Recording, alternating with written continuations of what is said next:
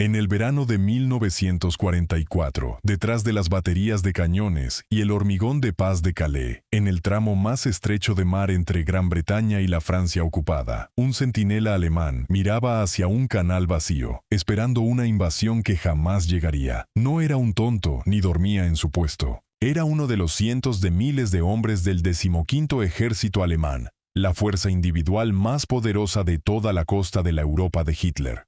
Detrás de él aguardaban 19 divisiones de infantería y 2 divisiones blindadas, atrincheradas, abastecidas, listas. Sus cañones apuntaban hacia el agua.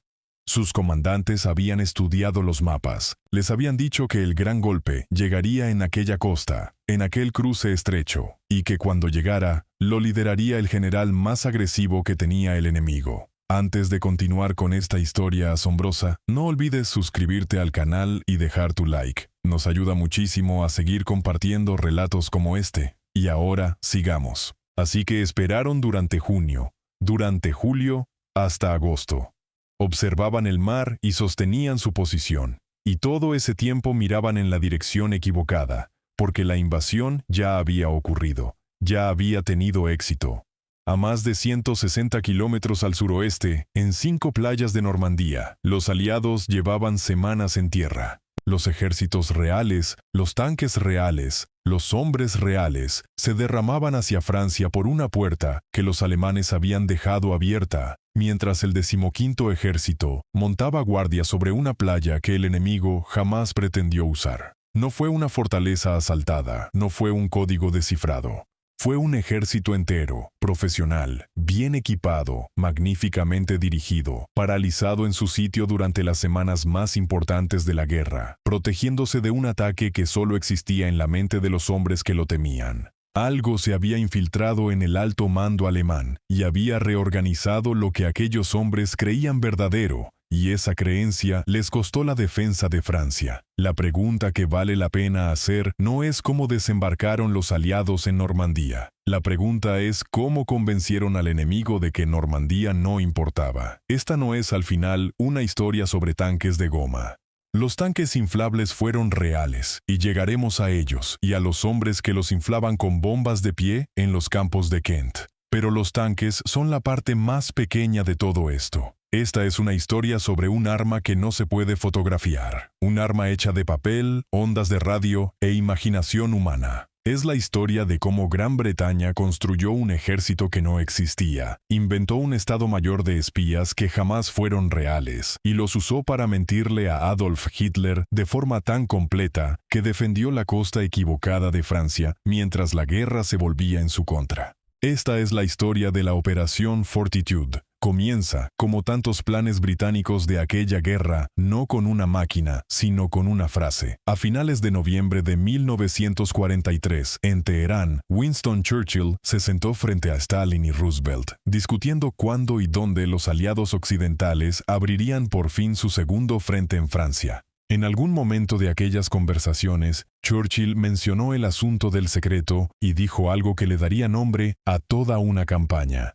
En tiempos de guerra, dijo, la verdad es tan preciosa que siempre debe ir acompañada de una guardia de mentiras. Esa era la idea completa en una sola frase. No basta con ocultar la verdad sobre dónde se atacará. Hay que rodearla, escoltarla, protegerla con un ejército de falsedades tan convincentes que el enemigo gaste sus fuerzas persiguiéndolas. El plan que los británicos diseñaron para hacer exactamente eso recibió el nombre en clave de Operación Bodyguard, tomado directamente de las palabras de Churchill, y su pieza más importante, el engaño dirigido contra la propia costa francesa, se llamó Operación Fortitude. Vale la pena comprender la escala de lo que Bodyguard intentaba lograr, porque la historia de Fortitude solo cobra sentido dentro de ese contexto mayor. Los aliados no querían simplemente que los alemanes vigilaran el tramo equivocado de costa francesa. Querían que Alemania extendiera sus miedos por todo el mapa de Europa, de modo que ninguna amenaza pudiera enfrentarse con toda su fuerza. Así que Bodyguard sembró preocupaciones en todas partes a la vez. Insinuó un posible golpe contra Noruega en el extremo norte. Sugirió designios sobre los Balcanes en el sureste y sobre el sur de Francia. Y jugó con el miedo de Hitler a un ataque a través de países neutrales. La idea era mantener a las divisiones alemanas ancladas en una docena de lugares, mirando hacia costas y fronteras a las que nadie iba, de modo que cuando los ejércitos reales desembarcaran en Francia, hubiera menos hombres libres para detenerlos. Fortitude era la hoja más afilada de aquel manojo, pero era solo una hoja. El genio del plan era que cada amenaza falsa hacía más creíbles a las demás, porque un enemigo que cree que eres lo bastante fuerte como para golpear en 5 lugares no se sorprenderá de que golpees en uno. Para comprender cómo funcionó, primero hay que comprender la mente que estaba diseñado para engañar, y por qué el alto mando alemán no fue simplemente engañado, sino que estaba listo, casi ansioso, por dejarse engañar. Porque el engaño no obligó a los alemanes a creer algo absurdo, les alimentó algo que ya sospechaban, les dijo lo que querían escuchar. Póngase en las botas de un oficial de Estado Mayor alemán en la primavera de 1944. Sabe que la invasión se avecina, todos lo saben. Las únicas preguntas son cuándo y dónde, y al mirar el mapa, una respuesta destaca sobre todas las demás. Pas de Calais es el lugar obvio. Es el cruce más corto de todo el Canal de la Mancha, apenas 32 kilómetros de agua abierta, lo bastante cerca como para que, en un día despejado, los hombres de cada costa puedan ver los acantilados de la otra. Un desembarco allí pasaría el menor tiempo posible en el mar, con el menor riesgo, con el reabastecimiento y los refuerzos más rápidos. Desde Pas de Calais, el camino corre directo y firme hacia la frontera alemana, hacia el gran corazón industrial del Ruhr, hacia la propia Alemania. Es la ruta directa, es el golpe decisivo. Y hay más. Para 1944, los alemanes construían allí mismo sus armas de venganza, los sitios de lanzamiento de las bombas voladoras V1, que pronto llovería sobre Londres.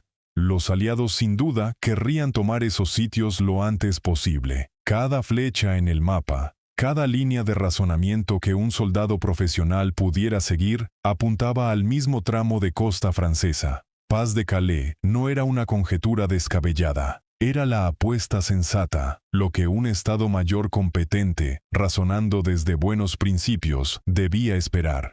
Esto es lo primero que hay que comprender, y lo que la mayoría de los relatos de esta historia entienden mal. Los alemanes no eran estúpidos, su conclusión no era una locura, era lógica.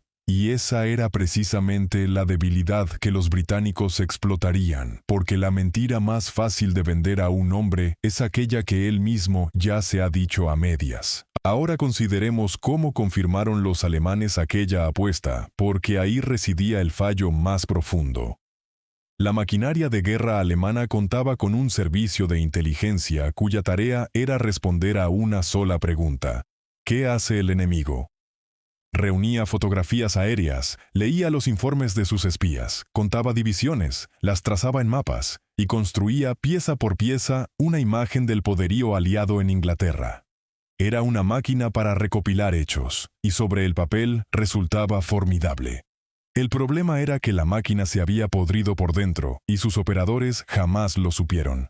La inteligencia militar alemana estuvo, durante la mayor parte de la guerra, en manos de una organización llamada Abwehr, bajo el mando del almirante Wilhelm Canaris. El Abwehr era un cuerpo extraño y problemático, plagado de rivalidad con el servicio de inteligencia de las SS, que deseaba absorberlo por completo, e infiltrado en sus niveles más altos por hombres que despreciaban en secreto a Hitler y trabajaban para su caída. El propio Canaris era uno de ellos. En febrero de 1944, apenas meses antes de la invasión, Hitler perdió la paciencia y despojó al Abwehr de su independencia, integrándolo en la maquinaria de las SS. El servicio que debía decirle a Alemania dónde atacarían los aliados se encontraba, en los meses cruciales, sin liderazgo, dividido y silenciosamente saboteado desde dentro.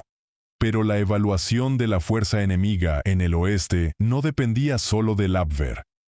Esa tarea correspondía a un departamento del alto mando del ejército con un nombre sencillo y revelador: Fremde Heer West, en alemán, Ejércitos Extranjeros Oeste. Lo encabezaba un coronel llamado Alexis von Renne, un oficial de Estado Mayor agudo y culto, aristócrata, y como resulta, un hombre con sus propios vínculos discretos con los círculos que conspiraban contra Hitler. El departamento de von Roen recogía cada fragmento de información sobre las fuerzas aliadas en Gran Bretaña y lo convertía en un orden de batalla, una lista maestra de cada división enemiga, dónde se encontraba y qué fuerza tenía. Y aquí, el sistema alemán hizo algo notable. No subestimó al enemigo, lo sobreestimó descomunalmente. Para el momento de la invasión, el número real de divisiones aliadas concentradas en Gran Bretaña rondaba las 45.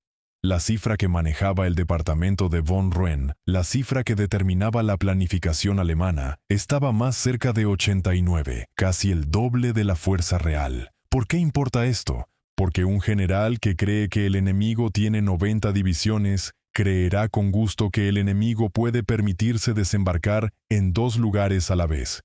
Creerá que un desembarco de 5 o 6 divisiones en Normandía es apenas el movimiento de apertura, una diversión, una sonda, y que docenas de divisiones más esperan todavía en Inglaterra para asestar el golpe verdadero y más pesado en otro lugar.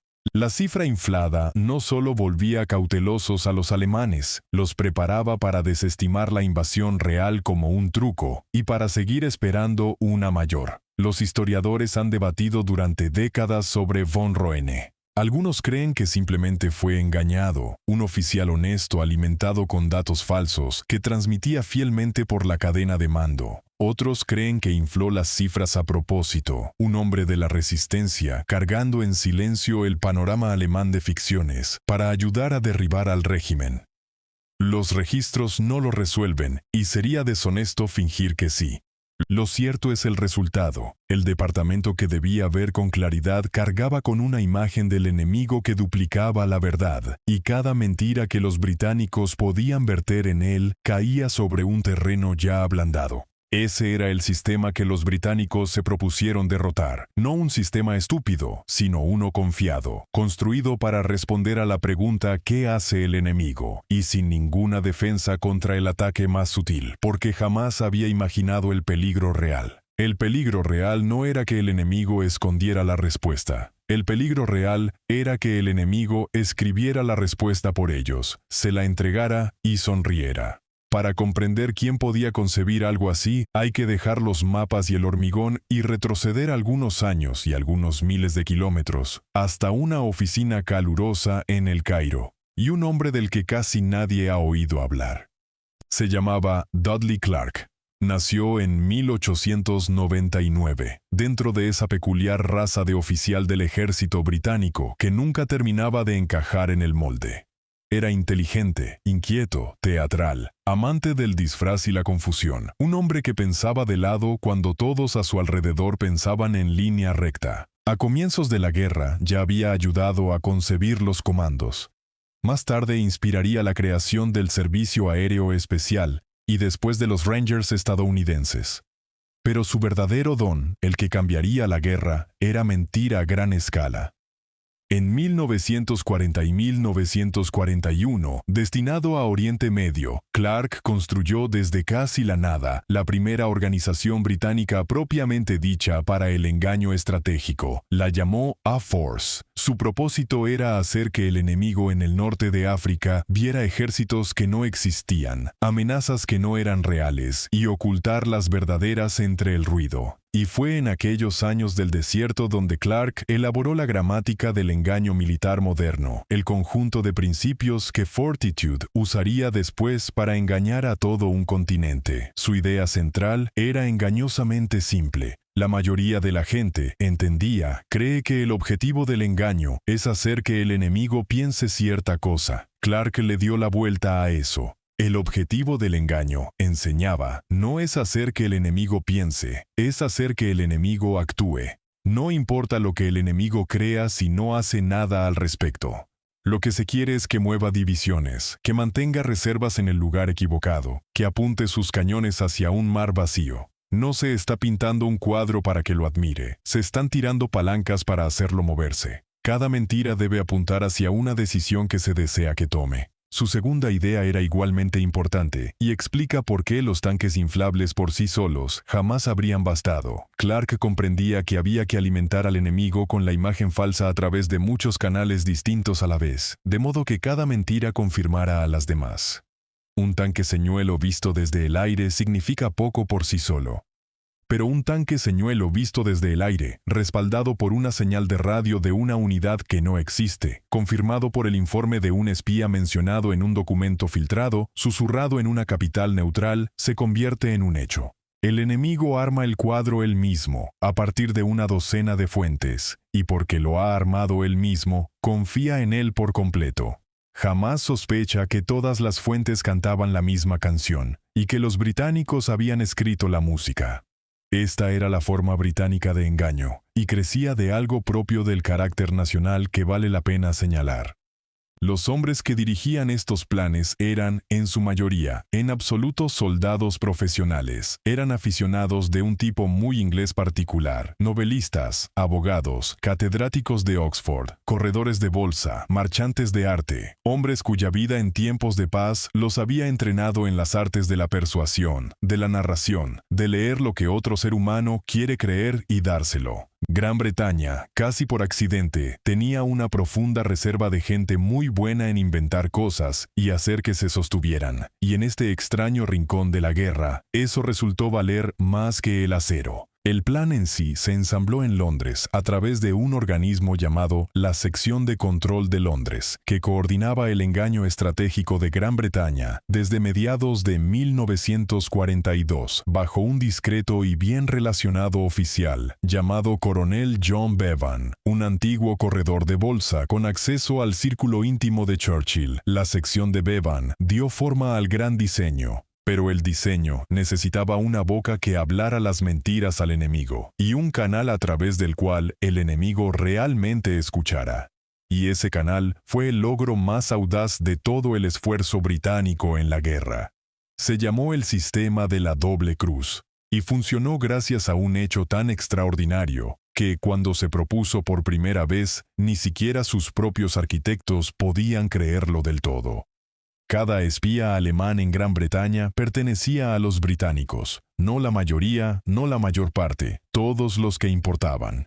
Desde comienzos de la guerra, el Servicio de Seguridad MI5 había ido capturando, uno tras otro, a los agentes que Alemania enviaba. Algunos fueron atrapados bajando de barcos o descendiendo en paracaídas, y entonces el MI5 hizo algo astuto y despiadado. En lugar de simplemente encarcelarlos o ejecutarlos a todos, los convirtió. Ofreció a los espías capturados una elección, y muchos la aceptaron, y los puso a trabajar enviando mensajes de vuelta a Alemania, mensajes escritos o aprobados por los británicos. Los alemanes, sentados en Hamburgo, Berlín y Madrid, creían estar dirigiendo una red de agentes leales dentro del territorio enemigo, alimentándolos con un flujo constante de inteligencia secreta. En realidad, cada informe que aquellos agentes enviaban había sido redactado en un escritorio en Londres, revisado, moldeado y liberado con un único propósito: construir, semana tras semana, mentira paciente tras mentira paciente, una imagen falsa de la guerra en la mente del enemigo.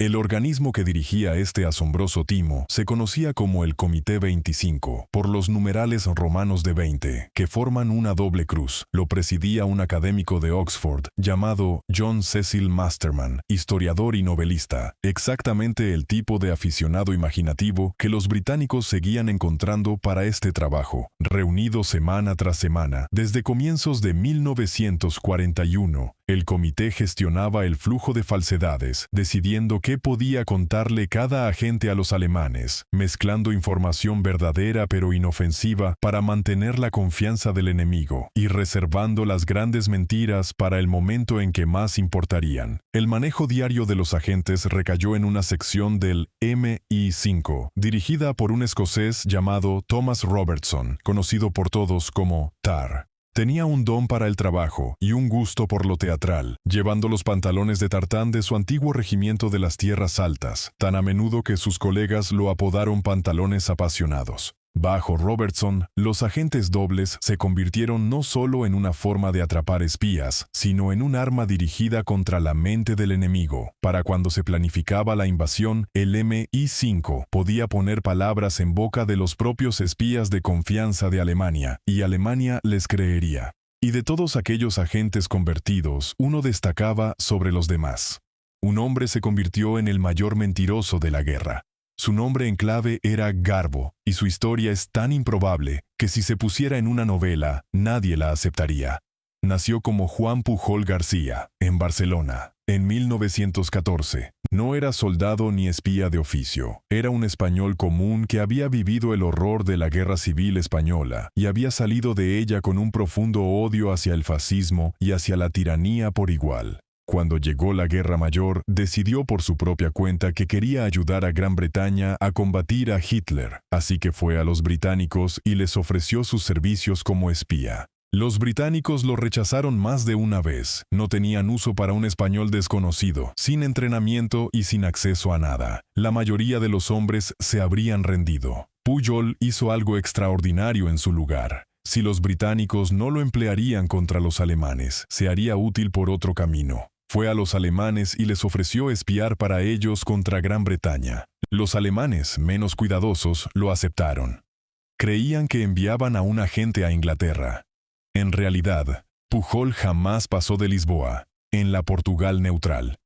Y allí, desde una habitación alquilada, usando un mapa turístico de Gran Bretaña, un horario de trenes, un manual sobre las Fuerzas Armadas británicas y una imaginación verdaderamente notable, comenzó a inventar toda su carrera como espía nazi. Jamás había puesto un pie en Gran Bretaña. La describió de todos modos, inventó informantes, presentó informes sobre convoyes y movimientos de tropas que había inventado por completo. Se equivocaba en detalles, a veces cómicamente, describiendo costumbres y lugares que ningún observador real hubiera descrito. Y aún así los alemanes le creían, porque querían creerle. Sus invenciones se transmitían hacia arriba en Berlín como inteligencia genuina. Ahora considere lo que eso significa, y este es el detalle que lo dice todo sobre este hombre.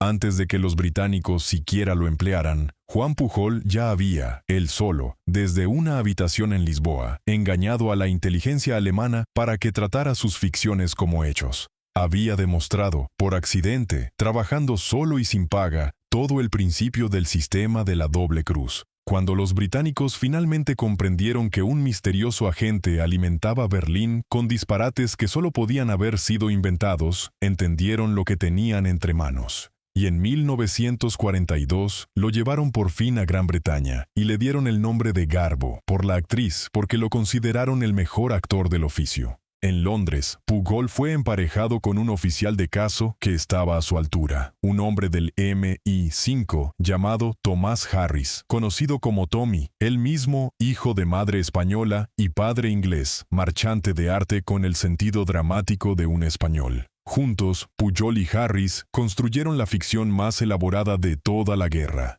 Expandieron la red imaginaria de espías de Pujol hasta contar 27 agentes y subagentes dispersos por Gran Bretaña, cada uno inventado, cada uno con un nombre, una personalidad, un empleo, una razón para saber lo que afirmaba saber. Había un nacionalista, un funcionario descontento, un piloto hablador y muchos más. Ninguno era real. Todos reportaban a Berlín. Los alemanes estaban encantados. Creían que Garbo era la joya de toda su operación contra Gran Bretaña, un espía maestro dirigiendo una red de informantes por toda la isla. Le pagaron, a él y a su red imaginaria, una pequeña fortuna, unos $340,000 de la época, para mantener los informes llegando. Cada centavo financió una ficción. Cada informe se escribió en Londres.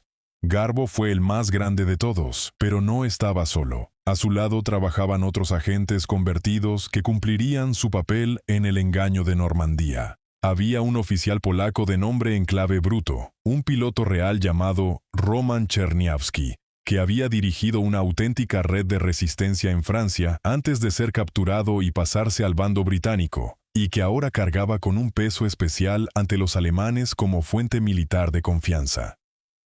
Había un encantador abogado yugoslavo, de nombre en clave Tricycle, un hombre de tal estilo y apetito que a menudo se le menciona como uno de los modelos del ficticio James Bond. Juntos, estos agentes formaban un coro, y mientras se acercaba la invasión, Londres se preparaba para hacer que todos cantaran la misma canción.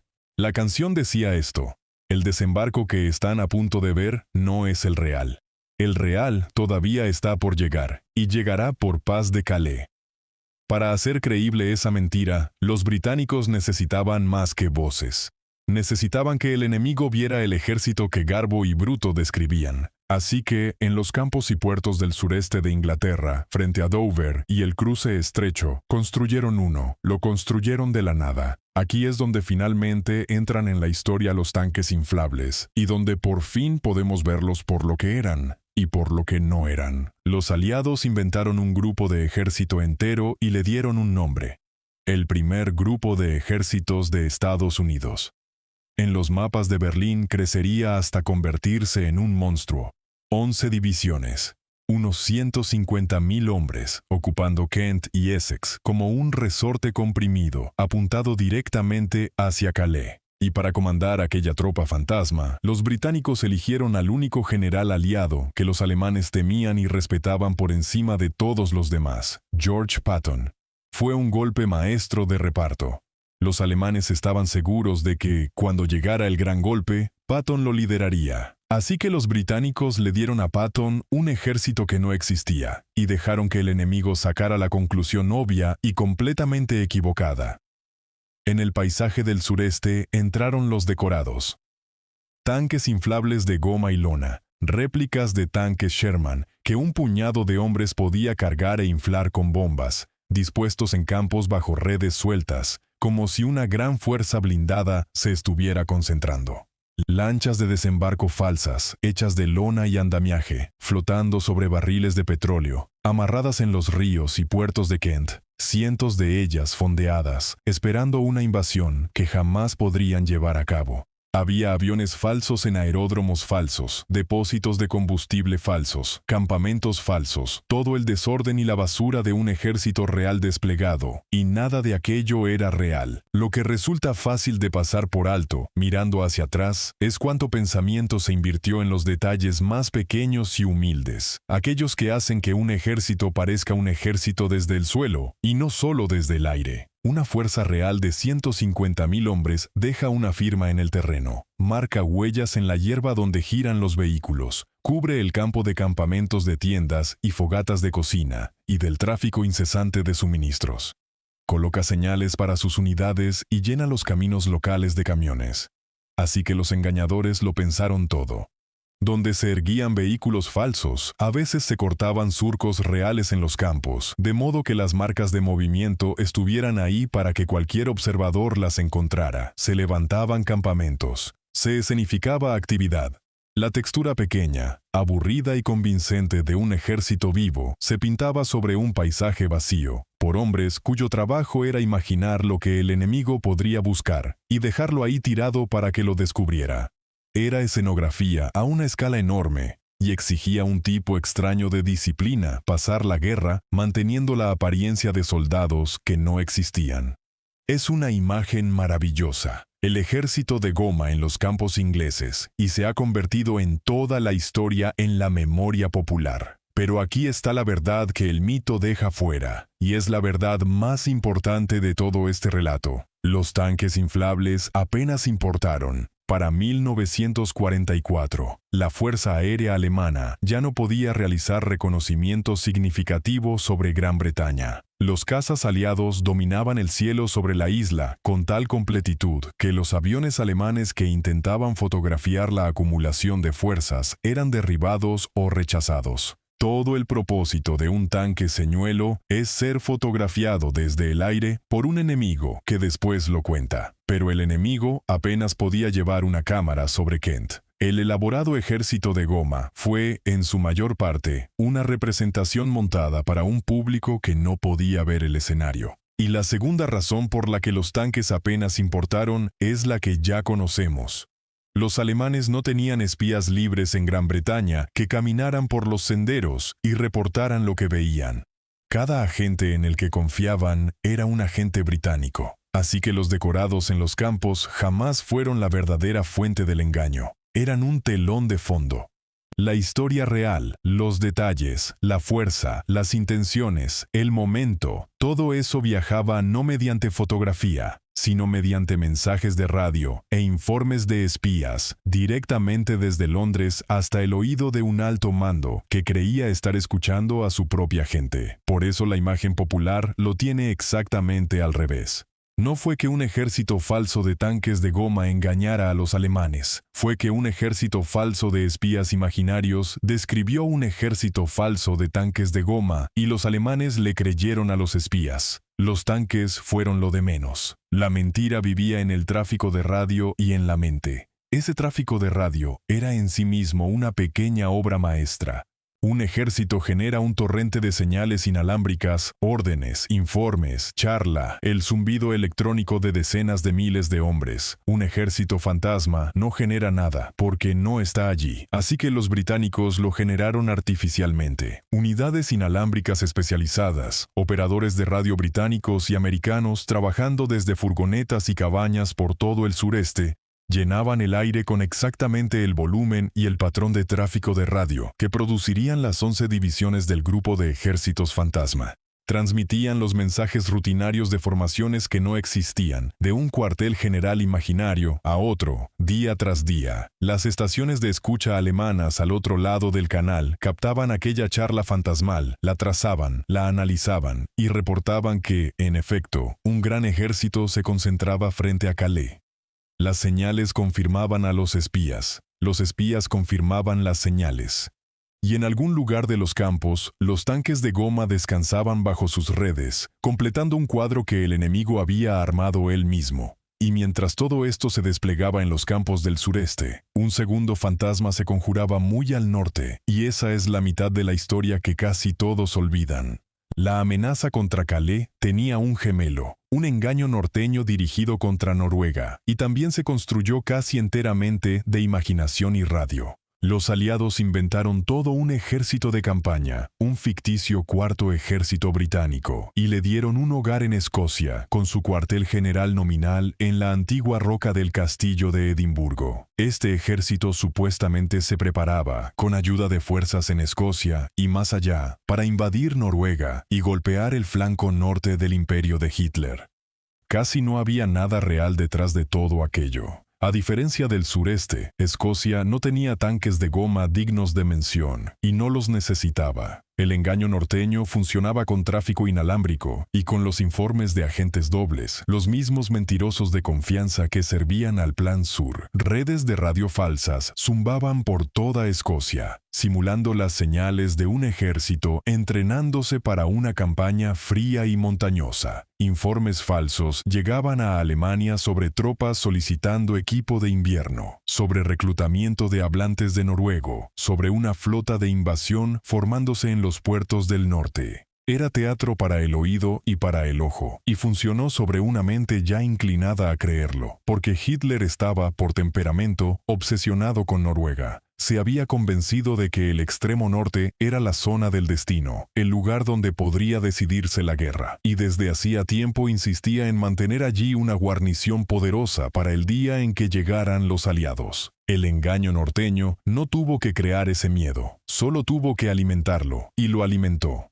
A lo largo de los meses críticos, Hitler mantuvo en Noruega una fuerza de unas 13 divisiones, decenas de miles de soldados sentados en los fiordos y en la nieve, vigilando una invasión que jamás se planeó y jamás llegó. Los historiadores advierten, con razón, que la propia fijación de Hitler merece buena parte del crédito por varar a esos hombres en el norte, y que el engaño funcionó a favor de una creencia que él ya sostenía. Pero ese fue siempre el método británico. No combatir las convicciones del enemigo, encontrarlas, apoyarse en ellas y dejar que él mismo mantenga su propio ejército en el lugar equivocado.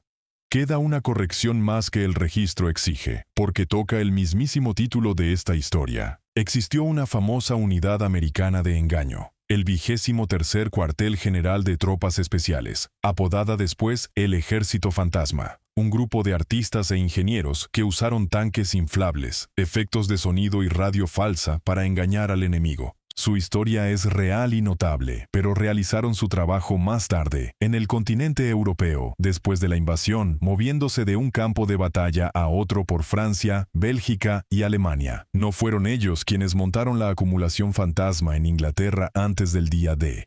Aquel trabajo previo, el engaño que salvó Normandía, fue abrumadoramente un asunto británico, dirigido por la inteligencia británica, a través de agentes controlados por Gran Bretaña, bajo un gran diseño británico. Los tanques de goma del ejército fantasma llegaron después y pertenecen a otro capítulo. Vale la pena aclararlo, porque los hombres que realmente engañaron a Hitler en el verano de 1944 merecen el crédito que la leyenda ha entregado silenciosamente a otros. Hubo un momento en la planificación en que todo el esquema estuvo a punto de hundirse y fue rescatado por otro de esos improbables aficionados británicos. El primer borrador del plan de engaño para la costa de invasión era, según numerosos relatos, demasiado ingenioso y demasiado frágil, una construcción que quizás no sobreviviría al contacto con un enemigo suspicaz. Fue desechado y reconstruido por un oficial del Estado Mayor de Montgomery, llamado David Strangeways, quien dirigía la unidad de engaño adscrita a los ejércitos de invasión. Strangeways comprendía, como lo había comprendido Dudley Clark en el desierto, que el objetivo no era una mentira hermosa, sino una mentira que produjera una acción, una amenaza tan concreta que el comandante alemán no tuviera más opción que retener sus fuerzas para enfrentarla. Reformó el plan en torno a ese propósito duro, y fue su versión la que se llevó a la guerra. Volvamos ahora atrás y contemplemos toda la máquina, tal como se encontraba en vísperas de la invasión. Un grupo de ejércitos fantasma en el sureste, comandado sobre el papel por el general más temido que tenían los aliados. Un telón de fondo de tanques de goma y barcos de lona para un enemigo que apenas podía verlo.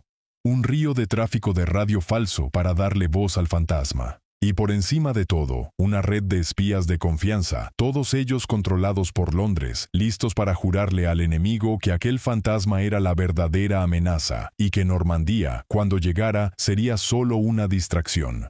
4 canales, contando todos la misma mentira, cada uno confirmando a los demás, apuntados hacia un alto mando que ya medio lo creía, cuya propia imagen de inteligencia ya estaba inflada al doble de la verdad. Si uno se pregunta por qué Alemania no pudo construir la misma máquina en reversa, llega a la razón más profunda de todas. No era que los ingenieros o soldados alemanes fueran menos capaces. Construyeron tanques, cohetes y submarinos soberbios. Era que la máquina exigía cosas que el sistema alemán no podía proporcionar fácilmente.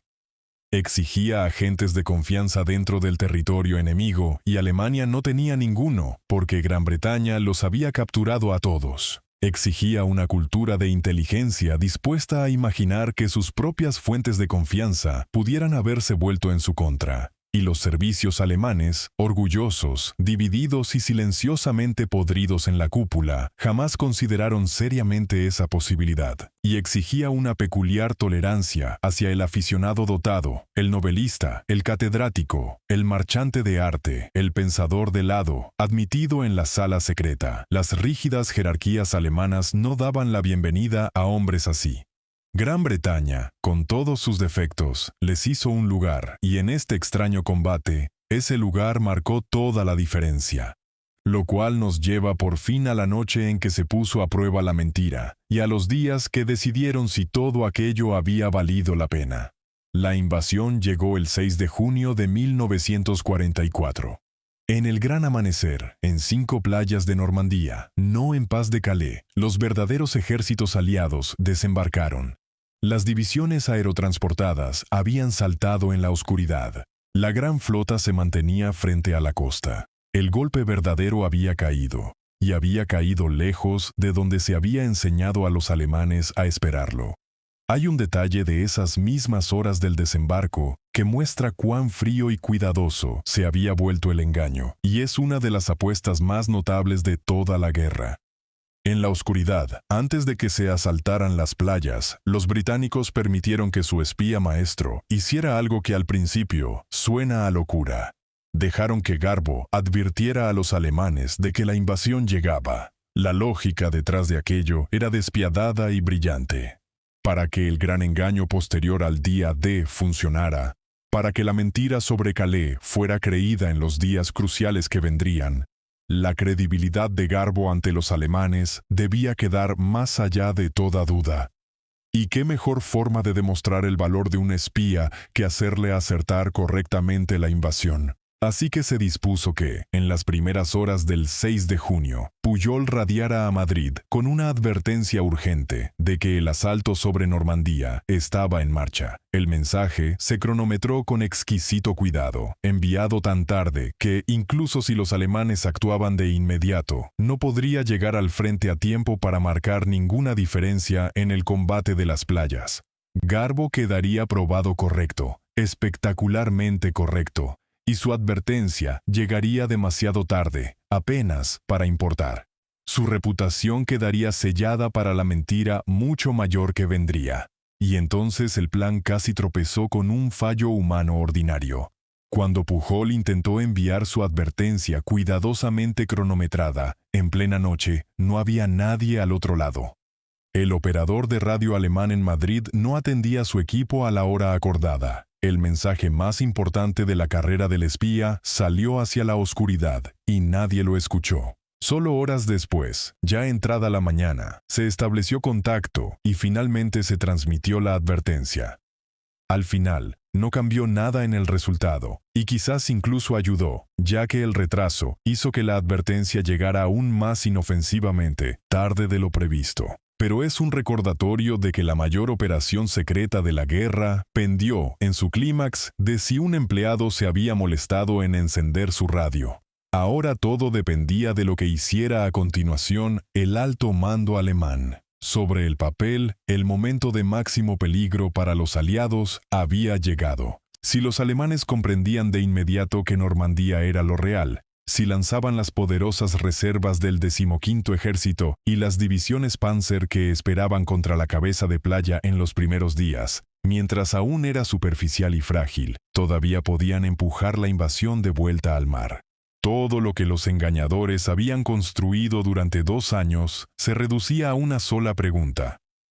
¿Podría la mentira sostenerse ahora, cuando la verdad yacía en las playas para que todos la vieran?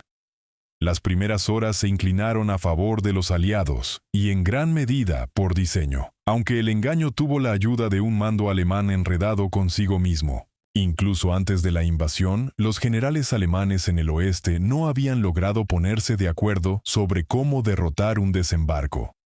El mariscal de campo Rommel, al mando de los ejércitos a lo largo de la costa de invasión, creía que la batalla debía ganarse en las playas, en las primeras horas, y que las divisiones blindadas debían mantenerse muy adelantadas, cerca de la costa, listas para aplastar cualquier desembarco antes de que pudiera arraigar. Su superior, el anciano mariscal de campo al mando general en el oeste, y los principales comandantes Panzer creían lo contrario, que el blindaje debía mantenerse atrás, en una poderosa reserva central, agrupado, y después lanzado en un solo golpe concentrado, una vez que el verdadero punto de ataque quedara claro. Era un desacuerdo genuino entre soldados serios, y Hitler, a su manera, lo resolvió no resolviendo nada. Dividió la diferencia. Mantuvo las reservas blindadas más poderosas bajo su propio control personal, de modo que no pudieran comprometerse en batalla sin su orden directa. Aquel arreglo, nacido de la desconfianza, cayó directamente en manos de los engañadores. Cuando llegaron los desembarcos, las reservas blindadas más poderosas no podían moverse sin el permiso personal de Hitler, y en las cruciales primeras horas nadie se atrevió a despertarlo, y después nadie pudo obtener una decisión clara.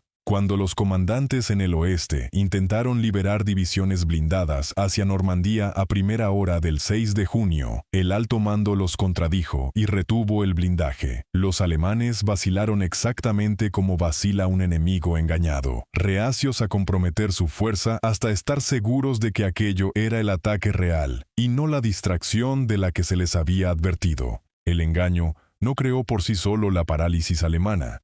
Encontró un mando ya dividido y volvió fatal esa división. Y entonces, el 9 de junio, 3 días después de los desembarcos, llegó el mensaje más famoso de todo el engaño, el momento que Garbo había pasado 2 años ganándose el derecho de enviar. Muy entrada la noche, desde Londres, Juan Pujol envió a sus controladores alemanes un largo e urgente informe. Escribió como el espía maestro de confianza, que los alemanes creían que era, el hombre cuya red jamás les había fallado. Les recordó, en efecto, que había tenido razón en todo, y ahora advertía que sus agentes por toda Gran Bretaña reportaban que la gran masa de fuerzas aliadas, el poderoso grupo de ejércitos del sureste, no se había movido, seguía allí, todavía dispuesta, todavía esperando. De esto, argumentaba, solo podía extraerse una conclusión. Los desembarcos en Normandía eran una diversión, un señuelo diseñado para atraer las reservas alemanas lejos del verdadero objetivo. El ataque real, el decisivo, aún estaba por llegar, y llegaría por Pas de Calais. Instó al alto mando, en los términos más enérgicos, a no dejarse engañar, a no despojar el frente de Calais para reforzar Normandía. Fue una mentira de un descaro asombroso, entregada en el momento exacto en que podía causar el mayor daño, por la voz en la que más confiaban los alemanes. Y el momento lo fue todo. Justo cuando llegó la advertencia de Garbo, el alto mando alemán estaba a punto de liberar nueva fuerza blindada hacia Normandía.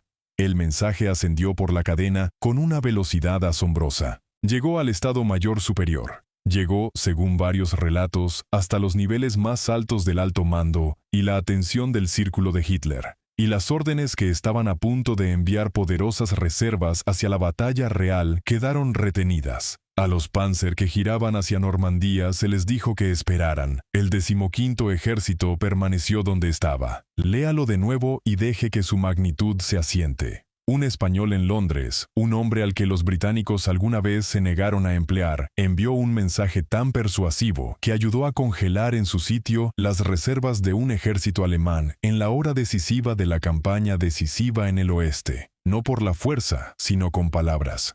Por el crédito paciente que había construido a lo largo de 2 años de mentiras, gastado todo de una vez, en el momento exacto. Y el congelamiento se sostuvo, no por horas, sino por semanas. La poderosa división blindada más cercana al frente crucial no se liberó hacia Normandía durante muchos días. Sus elementos de vanguardia no llegaron hasta finales de junio. Y el Gran Premio, el 15º Ejército, con sus 19 divisiones de infantería y su blindaje, permaneció vigilando Pas de Calais durante el resto de junio, durante julio, hasta agosto, esperando la segunda invasión. La invasión de Patton, la real, que jamás llegaría. El alto mando siguió incorporando los informes posteriores de Garbo a sus propios resúmenes de inteligencia. Decenas de sus mensajes se citaron en las evaluaciones alemanas después del día D como hechos de confianza. El enemigo leía un guión escrito en Londres y lo confundía con noticias reales.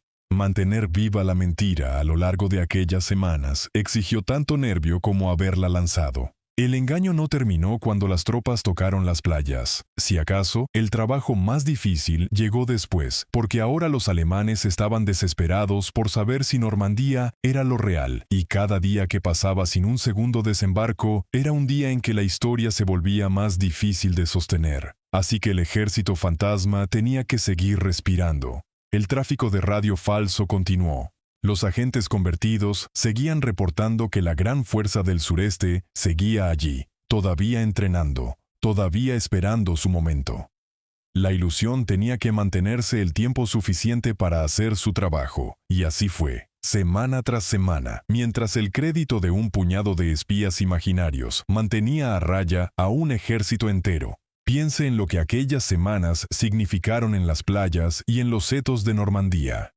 Cada división que los alemanes retenían en Calais era una división que no combatía en Normandía. Cada día que las reservas esperaban era un día que los aliados usaban para desembarcar más hombres, más tanques, más combustible y más cañones, para profundizar y ensanchar la frágil cabeza de playa hasta que ya no pudiera empujarse de vuelta al mar. La historia oficial británica más cuidadosa sobre la inteligencia en tiempos de guerra juzgaría, mucho después, que si el 15º Ejército hubiera bajado a la batalla de Normandía en aquellas primeras semanas, realmente podría haber inclinado la balanza. No bajó porque vigilaba a un fantasma. Existe una frase repetida a menudo, según la cual, antes de la invasión, el comandante supremo aliado solo les pidió a sus engañadores que mantuvieran al 15º Ejército fuera de su camino un par de días, lo justo para desembarcar y quedarse. Sean o no esas sus palabras exactas, el engaño hizo mucho más que eso. Mantuvo al 15º ejército fuera de la batalla no durante 2 días, sino durante la mayor parte de 2 meses. Le dio a la invasión lo que más necesitan las invasiones y lo que más raramente obtienen: tiempo. Tiempo comprado con mentiras. Esa es, al final, la respuesta a la pregunta con la que comenzamos. ¿Qué mantiene a un ejército congelado en su sitio, vigilando un mar vacío, mientras la guerra se pierde a 160 kilómetros de distancia? No la cobardía, ni la incompetencia. Una creencia cuidadosamente construida, pacientemente alimentada y magistralmente cronometrada, plantada en las mentes de hombres inteligentes por otros hombres que comprendían que la forma más segura de derrotar a un enemigo no siempre es dominarlo, sino persuadirlo de que se derrote a sí mismo. Los alemanes tenían planos, fotografías y cartas de orden de batalla, una máquina para reunir hechos. Los británicos tenían algo más peligroso. Habían capturado cada ojo y cada oído del enemigo, y los habían convertido en una boca que solo decía lo que Londres deseaba. Los alemanes preguntaban qué hacía el enemigo, y el enemigo les respondía con una voz amistosa y de confianza, y cada palabra era una mentira. Nada de esto debería presentarse como algo frío o como una simple broma ingeniosa. Vale la pena decir con claridad que el engaño no ganó la guerra por sí solo, ni les ahorró nada a los hombres que aún debían combatir. En las playas de Normandía, el 6 de junio, soldados de verdad murieron por miles frente a defensores que combatieron con dureza y bien. La veterana división alemana en la más sangrienta de las playas no era ningún fantasma, y los hombres que cayeron allí no fueron salvados por ningún truco. El engaño no reemplazó al coraje. Moldeó el campo de batalla en el que aquellos hombres valientes combatieron. Hizo que su sacrificio valiera más, al asegurar que la mayor fortaleza del enemigo llegara demasiado tarde, o no llegara nunca. Eso es lo que puede hacer el engaño, y no es poca cosa. Pero no es toda la guerra. Y los hombres con fusiles jamás deben olvidarse bajo los hombres con radios. Si esta historia te impactó, ayúdanos a seguir contándolas suscribiéndote al canal ahora mismo. Dale like al video si llegaste hasta aquí, y activa la campanita de notificaciones para no perderte ninguna de nuestras próximas historias de la Segunda Guerra Mundial. Cada suscripción, cada like y cada notificación activada nos ayudan muchísimo a seguir creciendo y a seguir trayendo relatos como este directamente desde el frente. Nos vemos en el próximo video aquí en Historias del Frente Mundial.